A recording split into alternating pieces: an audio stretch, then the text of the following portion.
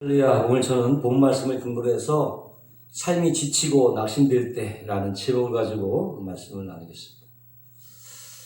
그 성경의 인물 중에서 가장 큰 시련과 고통을 겪은 사람이 있다면 바로 그것은 욥입니다. 그 당시 욥은요, 동방에서 제일 가는 부자였습니다. 자녀들도 많았습니다. 아들 7에 딸 3, 거기다 재산까지 양이 7천이고 약대가 3천이고 소가 500결이고 또 나귀가 500이었고 또 종과 노비도 굉장히 많았어요.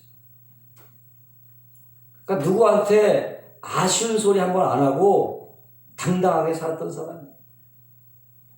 뿐만 아니라 하나님께서 칭찬할 정도로 순전했고 또 정직했고 늘 하나님을 경외하면서 악에서 떠난 자였습니다.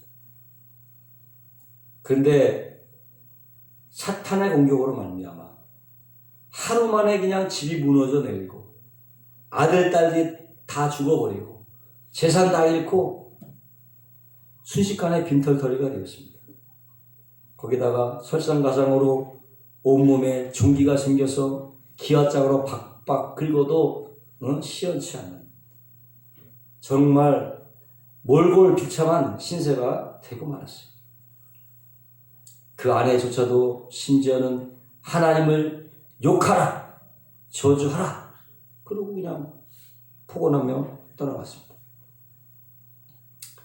그 소식을 듣고 욥의 친구들이 왔는데 욥을 보니까 정말 이 몰골이 말이 아니거든요. 차마 이 정도일 줄이야 생각을 못했죠.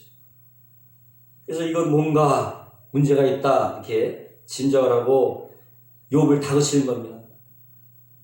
너가 죄를 지지 않았다면 어떻게 이렇게까지 될 수가 있냐? 응? 그러니까 하나님께서 이렇게 너를 치신 거 아니냐? 라고 위로는커녕 참소했습니다. 욥 역시도 자신을 한탄하고 낙심하게 되었죠. 그러나 욥은 하나님을 원망하거나 저주하거나 신앙은 버리지 않았다. 이유는 뭐냐? 아무리 위대한 신앙인이라 할지라도 낙심되는 일이 없지는 않다는 거죠. 낙심이 되게 하는 일들이 있게 마련이라는 거예요. 믿음의 조상 아브라함을 보세요. 하나님의 약속을 받고 75세 때에 고향 산천을 떠나서 주리라 한 약속의 땅을 갔어요. 근데 아브라함의 당은 뭡니까? 가나안의 기근이었어요. 가나안의 기근. 먹을 것은 물론이요, 마실 물조차 없었습니다. 거기다가 햇빛까지 내리쬐고 사람이며 짐승이며 다 헐떡헐떡대고 견디도 못한 종들은 다 뿔뿔이 떠나가고 무엇 하나 의지할 것이 없어요. 하나님의 약속을 붙들고 왔는데 큰 난관에 봉착하게 된 것입니다. 결국 낙심했죠. 이러다가 내가 죽겠다 싶어서 하나님께 기도도 하지 않고 애굽에 내려갔는데 설상가상 거기서 그냥 바로에게 아내를 빼앗기는 비참한 신세가 되고 말았어요. 그날 밤에 여러분 잠이나 잤겠어요? 거의 뜬 눈으로 지나다시피 하고 낙심도 낙심이지만 오직 나는 남자 녀석이 못 났으면 아내까지 팔아먹냐 그런 자책이 들었을 거예요. 아무리 아브라함이지만은 시험과 환난을 안 당하는 것이 아니라 이삭 역시도 마찬가지죠. 그저 영문도 모른 채 하나님의 명이라는 아버지 말을 순순히 따라서 몸을 맡겼는데 그럼에도 불구하고 그 어린 마음에 내가 여기서 이렇게 죽는구나 순간 절망하고 낙심하지 않았겠습니까? 아마도 하나님의 천사가 다급하게 막지 않았더라면 그의 심장에는 아버지의 칼이 박혔을 수도 있었어요. 야곱도 한 가지죠. 삼촌 라반의 집에서 20년 동안 머슴살이 하고 겨우 재산을 모아서 처자와 함께 고향으로 돌아오다가 약봉 강가에서 형이 400명에 되는 400명의 군사를 거느리고 그를 죽이러 온다는 소식에 그만 낙담하고 절망하고 벌써 주저앉고 말았어요. 간단히 선언하고 창자가 녹았습니다. 큰 시험과 환난과 낙심을 당하게 된 것이죠. 요셉도 그랬잖아요. 17의 형님들의 미움을 받아서 애굽으로 가는 미디안 상인에게 팔려서 보디발의 종이 되어서 17년 동안 종살이를 했어요. 가진 모욕과 불력을 당하면서 종살에서 겨우 이제 가정 총무로 살만하다 이렇게 생각해 보니까 또 그냥 모함을 당해갖고 시일의 감옥에 갇히고 기약도 없이 3년 동안 감옥살이를 했습니다. 그러니까 17살의 고향을 떠나서 장장 13년 동안 그의 잔뼈가 굵을 때까지 많은 시험을 당하고 크게 낙심을 했었다는 것입니다. 모세도요. 혈기 왕성한 40대에 나라를 구해보겠다고 애굽 사람을 쳐 죽이고 동포에게 배반을 당해서 도망친 곳이 미디안 광야. 거기서 40년 동안 양치기로 지냈습니다. 그의 절망은 너무나 컸습니다. 그러나 중국에는 하나님이 쓰여서 이스라엘의 목자가 되게 하셨다. 이렇게 하나님은 위대한 신앙인이라 할지라도 낙심도 되지 않고 시험 환난도 당하지 않도록 면해주지는 않는다는 거죠. 사람들은 질문합니다. 왜 신앙인이 낙심된 일이 있습니까? 왜 저 장로님에겐 저런 일이 다가옵니까? 왜 저번 사람에겐 이런 일이 다가옵니까? 예수 잘 믿고 주님 뜻대로 살려고 하는데 왜 환난을 당합니까? 라고 묻습니다. 여러분, 이것은 하나님의 주도 면밀한 계획 가운데 있다는 것을 믿으시기를 주의 이름으로 축원합니다. 사람은 누구나가 그 마음 가운데 하나님을 불신하고 불순종하고 거역하고 반역한 죄가 들어있어요. 깨어지기 전까지는 하나님이 사용할 수가 없는 거예요. 사람은요, 제멋대로 살기 마련입니다. 조그만 일이 지금 잘 돼 보세요. 지가 잘해서 된 줄 알고요, 우쭐 대는 거예요. 이번 보궐선거도 보세요. 선거에 한번 이겼다고 그냥 누구의 공이 크냐 작으냐 아수라장이에요. 자신들이 살아서 된 줄 알아요. 아직 갈 길이 먼데 참 국민들이 보기에는 한심한 노릇이 아닐 수가 없는 것입니다.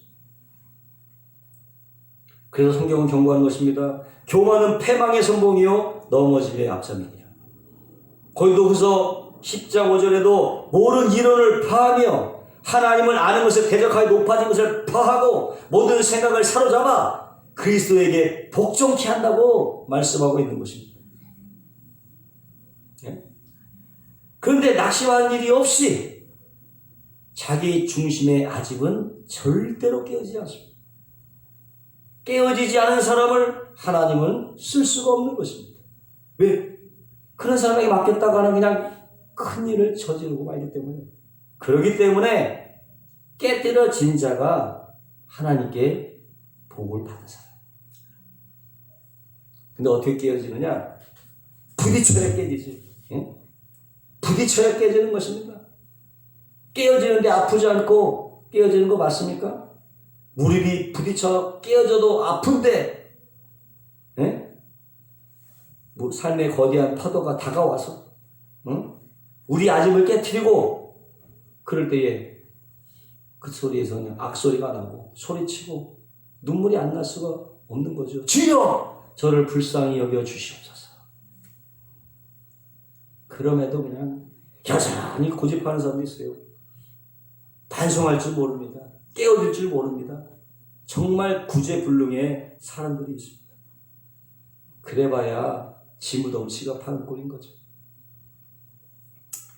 시험이 다가오고 낙심이 다가오는 것은요, 진실한 하나님의 사람으로 만들기 위해서 오는 것입니다.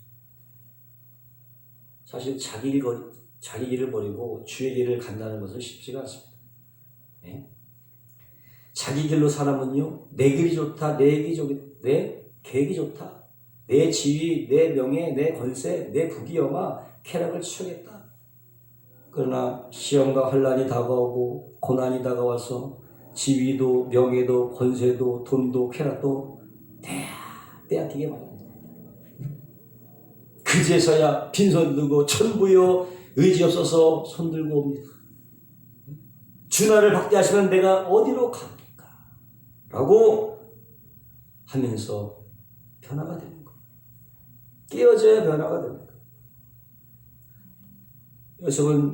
여러분 자식을 기르면서 고생시킬 부모가 어디 있겠어요? 옛말에 미운 자식 떡 하나 더 주라는 말 있죠. 예?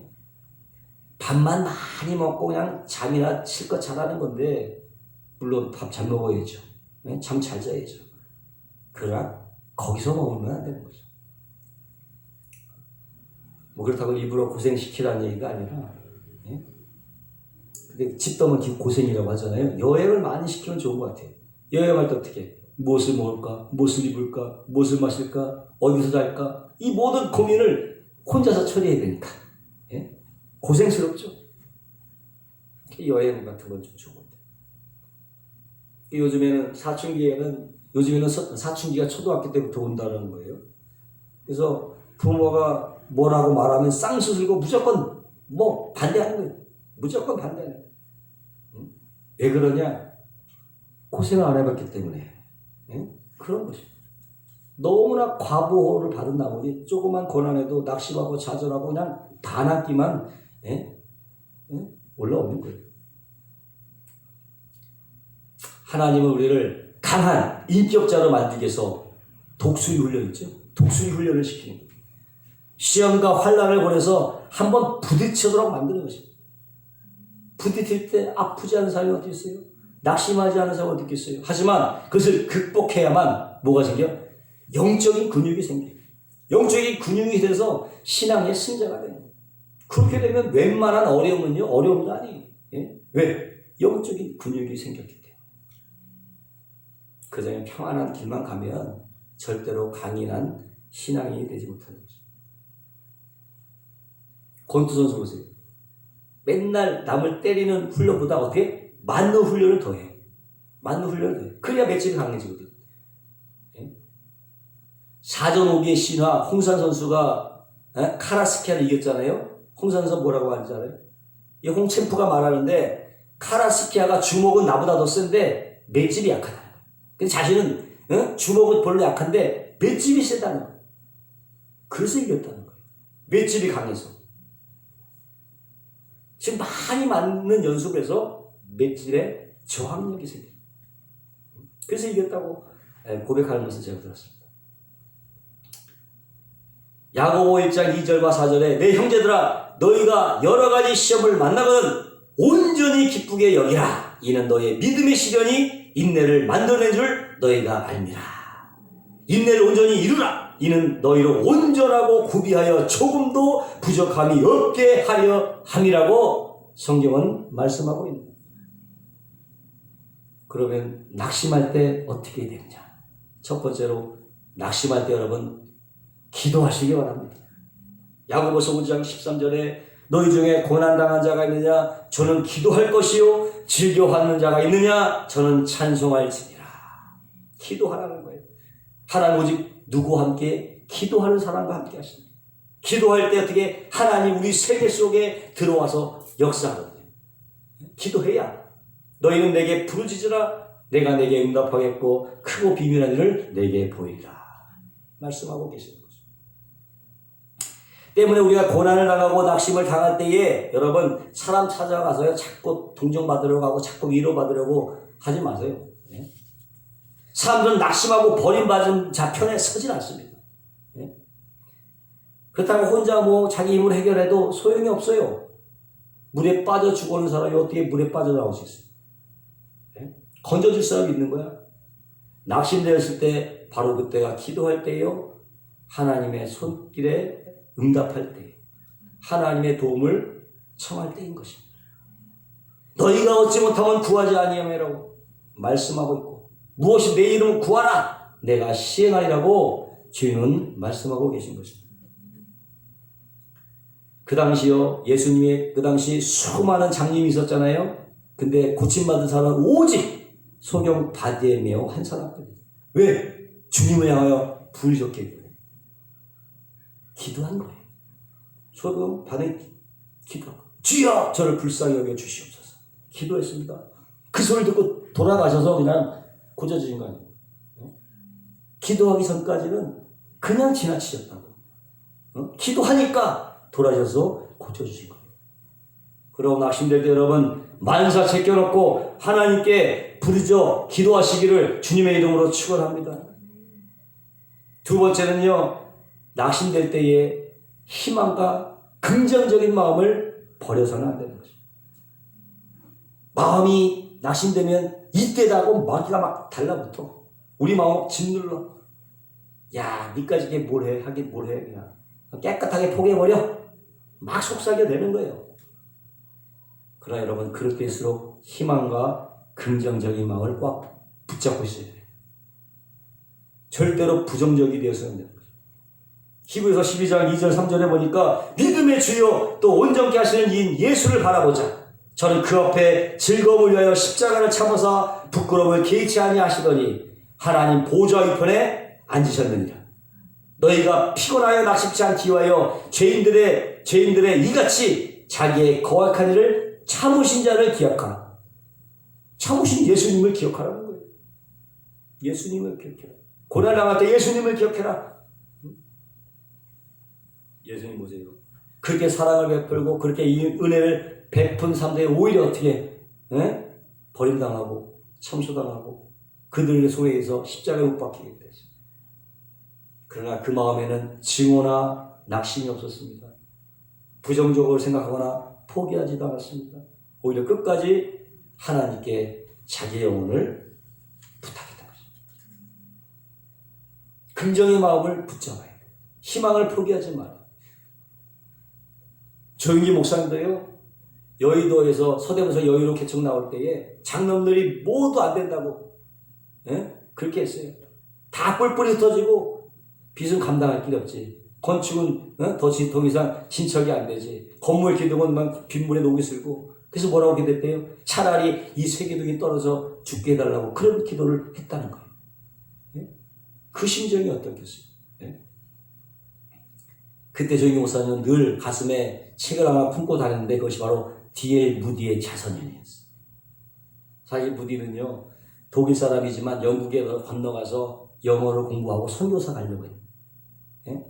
근데 너무나 많은 아이들이 그냥 길거리에서 허덕이는 것을 보고 하나님은 고아의 아버지, 가옥의 재판장이라는 시편 말씀을 기억하고 그래, 내가 고아의 아버지가 돼서 아무도 구걸하지도 않고 아무에게도 도움을 청하지 않고 오직 무릎으로 꿇어 기도해서 약 2~3천 명의 고아들을 그냥 먹이고 입히고 시집장가까지 다 보냈어요. 그러한 무디의 자선을 품고 다니면서 읽고 이 희망을 포기하지 않은 결과 여의도 순복음회가 오늘날에 여의도 순복음회가 된 것입니다. 할렐루야. 낙담하지 마시고 희망을 포기하지 마시기 바랍니다. 낙심될 때에 희망과 긍정적인 마음을 가져야 되는 거죠. 세 번째, 낙심될 때에 우리는요, 그냥 하나님 말씀에 푹 젖어 살아야 돼. 푹 빠져 살아야 돼. 믿음은 들음에서 나며 들음은 예수 그리스도의 말씀으로 말미암느니라. 오직 믿을 것은 예수님 말씀밖에 없어요. 사람들의 이야기 들어봐야 다 뻔한 얘기죠. 다 책망하고 교훈하지 도움의 손길을 베풀려고 하는 사람은 별로 없습니다. 우리를 절망에서 건질 수 있는 자는 오직 하나님. 그 하나님 어디 만납니까? 성경책에서 만나요. 하나님을 성경책에서 만날 수 있는 거예요. 창세기부터 요한계시록까지 깊이 묵상하고 읽고 또 그 속에 푹 빠져 살면 그 하나님 말씀이 우리 마음속에서 큰 치료의 능력을 발하게 되는 거예요. 낙심을 밀어내고 부정적인 생각을 다 밀어내고 마음의 긍정 또 믿음으로 채워져서 눈에는 보이지 않고 귀에는 아무 소리 안 들려도요, 할 수 있다, 하면 된다, 해보자는 용기가 생겨나게 돼요. 이것이 바로 성경 말씀의 위대한 파워라는 거죠. 때문에 낙심할 때 여러분 성령 믿는 것을 계속해야 되는 것입니다. 더 좋은 건 연구하는 것도 좋고, 성경은 믿음의 밥입니다. 밥을 먹지 않고 활동할 수 있습니까? 마태복음 4장 4절에 예수께서 대답하여 가라사대 기록되었을 때 사람이 떡으로만 살 것이 아니요 하나님의 입으로 나온 모든 말씀으로 살 것입니다. 네 번째요. 낙심될 때요. 중보기도를 부탁해야 돼요. 내 힘으로 견디기 힘드니까 나의 가장 가까운 사람들 뭐 주의정이나 집사님, 권사님 아니면 뭐 같은 성도들 이웃에게 기도로 도움을 청해야 되는 것입니다. 중보의 기도는 굉장한 위력이 있어요. 옛말에 배치자도 맞들면 낫다는 말이 있잖아요. 성경에도 한 사람이 철을 쫓고 두 사람이 말을 쫓는다고 했습니다. 뭘 두고? 기도를 두고 하는 말. 기도를 두고. 그만큼 기도의 동지가 있다는 것은 굉장한 축복이죠. 사도 바울도 가는 곳마다요 성도들에게 편지로 기도 부탁을 했어요. 데살로니가후서 3장 2절 3절로 보니까 또한 우리를 무리하고 악한 사람들에게서 건지옵소서 하라. 믿음은 모든 사람의 것이 아님이라. 주는 믿부사 너희를 굳게 하시고 악한 저에게서 지키시리. 아멘. 기도 부탁을 하는 거죠. 사무엘 7장 8절로 보면은 사무엘에게 이르되 당신은 우리를 위하여 우리 하나님 여호와께 쉬지 말고 부르짖어 우리를 블레셋 사람의 손에서 구원하시게 하소서. 사무엘이 젖 먹는 어린 양을 취하여 온전한 번제를 여호와께 드리고 이스라엘 위하여 여호와께 부르짖으매 여호와께서 응답하시니 이스라엘 위하여 기도했다. 중보 기도한 것입니다. 그랬더니 하나님께서 응답하셨다. 이처럼 중보의 기도는요, 내가 낙심하고 내가 어려울 때 큰 힘이 되는 것입니다. 왜? 낙심하면 스스로 기도할 힘이 전혀 생기지 않습니다. 그래서 어떻게 기도를 부탁하는 거예요. 힘이 없으니까, 기도할 힘이 없으니까. 그러므로 여러분 서로에게 중보 기도자가 되시기를 주님의 이름으로 축원합니다. 또 다섯 번째는요, 시험과 환난이 다가오게 되면 무조건 감사하세요. 낙심하세요. 감사해요. 조건 따지지 말고 그냥 그저 감사. 성공할 때도 감사, 실패할 때도 감사, 건강할 때도 감사, 아플 때도 감사, 그저 감사하시기 바랍니다. 시편 29편 10절로 보니까 야훼께서 홍수 때에 자정하셨으며 여호와께서 영영토록 왕으로 자정하셨다. 야훼께서 자기 백성에 힘을 주시며 여호와께서 자기 백성에 평강의 법을 주시며 홍수 때에 자정하셨다. 홍수 위에 자십니다. 그러니까 주님께서 홍수 위에 앉아서 홍수를 수레 삼고 우리에게 오신다는, 홍수를 수레 삼고, 때문에 시험이 올 때 뭐가 와요? 하나님도 같이 오시는 거예요. 이때 오는 왕은 왕으로 오시기 때문에 어떻게 홍수를 다스릴 수가 있어요. 그런데가 홍수가 온다고 그냥 물리치고 원망하고 발버둥치고 그러면 누굴 내쫓는 거야? 홍수에 오시는 하나님을 내쫓는 격이 되는 거예요. 하나님이 타고 오는 수레를 물치는 격이 되는 거예요. 시험과 환난은 다 하나님께서 타고 오는 수레인 것을 믿으시기를 주의 이름으로 축원합니다. 그 홍수에 자정하고 계신 거예요. 때문에 시험과 환난이 다가올 때 우리는 어떻게? 그래서 감사할 수 있다는 거예요. 하나님이 오시는구나. 축복이 오는구나. 오히려 시험 당한 것을 감사하고 환난 당한 것을 감사할 수 있는 거예요. 이런 시험과 환난을 통해서 내가 알지 못하는 위대한 일을 여러분 이루어 주실 줄로 믿습니다. 로마서 8장 28절에 우리가 알거니와 하나님을 사랑하는 자 곧 그 뜻대로 부르심을 입은 자들에게 모든 것이 합력하여 선을 이루느니라. 아멘. 마지막으로 여섯 번째, 낙심될 때가 언제냐? 바로 인내할 때라. 풍랑은요 때가 차면 다 지나가요.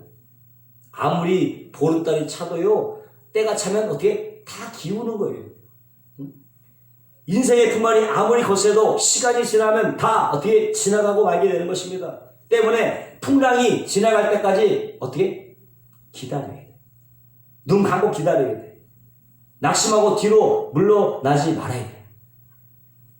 나의 의인은 믿음으로 말미암아 살리라. 뒤로 물러가면 내 마음이 저를 기뻐하지 아니하리라. 나의 의인은 믿음으로 살리라. 물러가지 말라. 그래서 어떻게 인내하라는 것입니다. 인내해야 된다는 거죠. 오늘날 우리나라 코로나 현실도 마찬가지예요. 끝까지 인내하고 견뎌내야 돼요. 욥은 극한 시련을 잘 견디고 인내한 후에 하나님께 배로 축복을 받았어요.